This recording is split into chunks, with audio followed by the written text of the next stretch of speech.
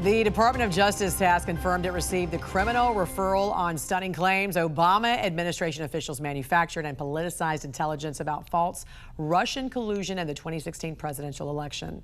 Director of National Intelligence Tulsi Gabbard released a declassified report containing more than 100 pages of emails, memos, and internal communications. And joining us this morning to discuss is the former head of the Chicago PD and 23-year veteran of the FBI as a special agent in charge, Jody Weeks. Good morning to you, Jody. Good morning. Gabbard claims these documents show former President Obama directed John Brennan, James Comey, Susan Rice, James Clapper, among others, to produce manufactured intelligence to undermine President Trump after he was elected. Just from your experience and your years in the FBI, what were your thoughts when you heard about this, especially that it affected some of the top leaders of the intelligence community? Jan, without a doubt, if this is true, this is the biggest political scandal in my lifetime. Let's think about this.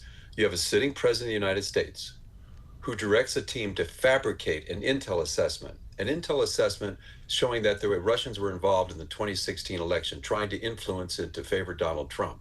Now, that assessment apparently contradicted assessments before and after the election, saying that it was a very low probability that Russia had actually interfered in the election.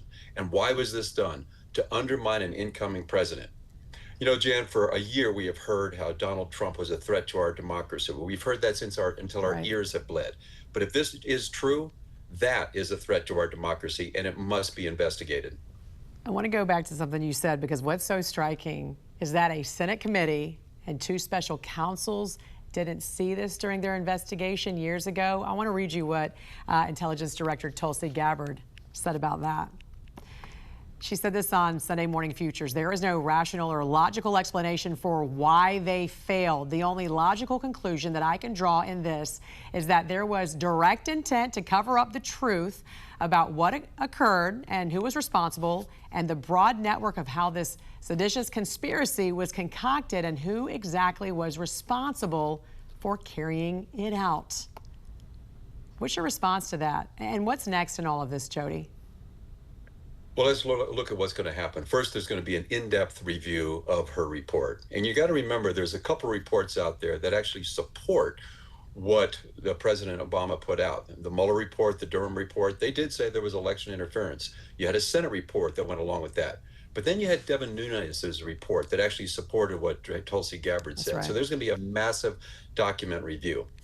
If it's accurate, though, how did they miss it? 3 different reports came forward and they missed this. It begs the question, incompetence, which perhaps could be, but what would be worse? What if it was intentional because of the people involved?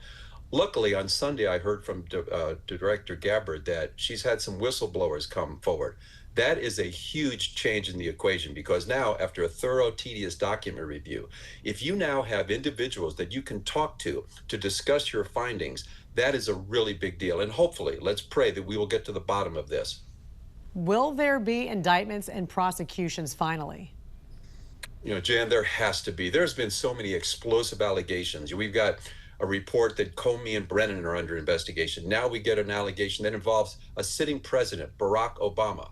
If there are no indictments and no prosecutions, this administration has to give a very candid and a very thorough explanation as to why not. Otherwise, they're going to lose all credibility, and they will become a modern-day little boy who cried wolf story. But there has to be accountability in our government. Without accountability, there is no trust. So I can tell you right now, the Department of Justice and the FBI, they are definitely on the clock, because they're going to have to deliver on this one way or the other. In your experience, how long will this take? Oh, that's tough to say. Look at these special counsel. They go on for years. But I've got to think this is so explosive. I hope we would get something in 3 to 6 months. Maybe I'm being optimistic, but it cannot go on for years. And there has to be updates as to what is going on. Otherwise, people are just going to look at this and go, yeah, another nothing burger. Former FBI Special Agent in Charge and former Chicago Police Chief Jody Weeks. Great to see you, sir. Thanks for joining us. Thanks, Jan.